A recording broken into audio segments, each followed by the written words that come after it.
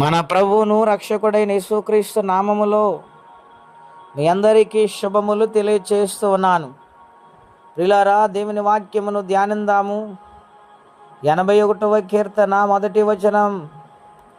మనకు బలమయున్న దేవునికి ఆనందగానము చేయుడి, యాకోబు దేవుని బట్టి ఉత్సాహధ్వని చేయుడి. కీర్తనేతుడి గిలకతపిట పట్టుకొనడి, స్వరమండలమును మనోహరమైన సితారాను వాయించుడి. ప్రియులారా, ఈ కీర్తన గ్రంథములో, ఈ ఆసాపు కీర్తనలో ప్రత్యేకమైన అంశాన్ని ఉదయకాల సమయంలో దేవుడు మనతో మాట్లాడుచు ఉన్నారు. దేవుడు మనకు బలమై ఉన్నాడు, శక్తి అయి ఉన్నాడు.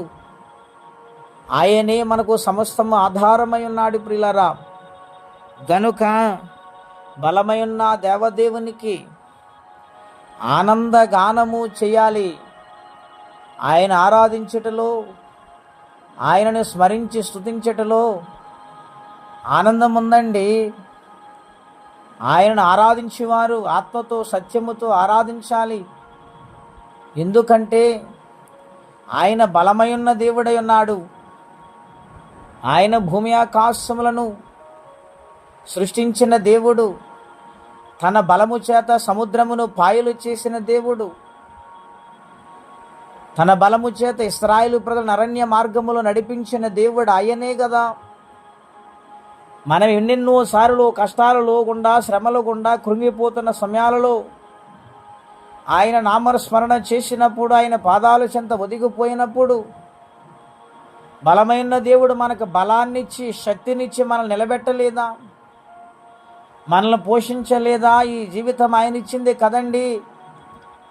కనుక ఆయనకి ప్రతినిత్యము మన కుటుంబము అంతా కలిసి ఆనంద గానము చేయు బిడ్డలుగా ప్రభు సన్నిధిలో ఉండాలని ప్రభు పేట మీకు మనవి చేస్తూ ఉన్నాను. రెండవదిగా, యాకోబు దేవుని బట్టి ఉత్సాహధ్వని చేయడంటున్నాడు. అవును ప్రియులారా, యాకోబుని దేవుడు మార్చి ఇశ్రాయేలుగా మార్చాడు.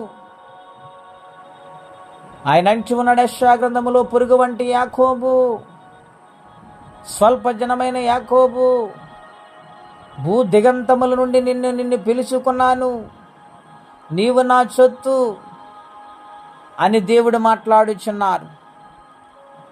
బేతేలులో ప్రార్థించినప్పుడు యాకోబుని దేవుడు ఆశీర్వదించారు. ప్రియులారా, ఇది దేవుని మందిరమే గాని మరొకటి కాదని భయపడ్డాడు. పరలోకపు గవనేదని దేవుని సందులో మ్రొక్కుకున్నాడు.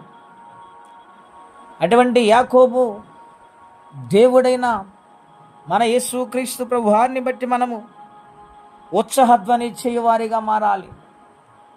యాకోబు జీవితమును ఆశీర్వదించి వర్ధిల్ల చేసి బలమై ఉన్న దేవుడు 12 మంది సంతానమునిచ్చారు. 12 గోత్రాలు ఆయన గర్భములోంచి ఆయన తీశారు. ఎంత బలమై ఉన్న దేవుడు ఆలోచన చేయండి. గనుక ఆయన్ని బట్టి మనము ఉత్సాహధ్వని చేయువారిగా మారాలి. ఆయన సన్నిధి అంటే ఉత్సాహం, ఆయన యొక్క ఆరాధన అంటే ఉత్సాహం, ఆయన మాటలంటే ఉత్సాహముతో స్తుతించాలని ప్రభుపేట మీకు మనవి చేయుచున్నాను. మరొక మాట, కీర్తన ఎత్తు గిలక తప్పట కొట్టుడంటున్నాడు. తంతి వాయిద్యములతో, గాన ప్రతిగానములతో, స్వరమండలముతో దేవుని మహిమపరిచేవారుగా మనం ఉండాలని ప్రభుపేట మనవి చేసిన ఆ విధముగా దేవుని సందులో సాగిపోయినప్పుడు, ఆయన స్తుతి ఆరాధనలో ఆనందముతో దేవుని మహిమపరుస్తూ ఉన్నప్పుడు ఎటువంటి శ్రమైన దేవుడు తీర్చేస్తాడు. ప్రియులారా, ఎటువంటి కొరతైన ఆశ్చర్యరీతిగా తీరిపోతూ ఉంది. ఎటువంటి రోగమైన రుగ్మతులైన కడిగి వేస్తాడు దేవుడు. కనుక ఆయన మహిమపరిచే బిడ్డలుగా మారుదామా? ఆయన కొరకు జీవిందాము. ఆయన పాద సాన్నిధ్యంలో ఒదిగిపోదాం. అట్టి కృపా తీర్మానం పరిశుద్ధాత్మదేవుడు మనందరికీ దయచేయునుగాక. ప్రార్థన.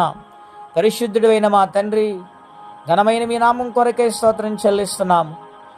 ఇది నాన్న మాతో ప్రత్యేకంగా మాట్లాడుతూ వచ్చారు. అవును ప్రభా, మా బలహీన సమయంలో మాకు బలమయ్యావు. నాయన మేము కృంగిపోయిన సమయంలో మమ్మల్ని లేవనెత్తావు నాయన. ఒకనాటి జీవితం ఈనాటి జీవితం వృద్ధిలోకి తీసుకుని వచ్చావు. ఇదంతా నీ బలమే నాయన, మీ శక్తి నాయన, మీ ప్రేమే నాయన. సంపూర్ణంగా మమ్మల్ని ప్రేమించి ఆశీర్వదించిన దేవానికి స్తోత్రం. ఎవరే కష్టాలు బాధలు ఇబ్బందులు వారిని కూడా జ్ఞాపకము చేసుకుని వారికి నీ సహాయంను పంపించి మీ యొక్క దీవెన ఆశీర్వాదాలను కృమ్మరించమని, ఈ దినము దీవెనకరంగా మార్చమని యేసుక్రీస్తు నామములో ప్రార్థించి వేడుచున్నాము తండ్రి. ఆమేన్. దేవుడు మనందరిని దీవించును గాక. ఆమేన్.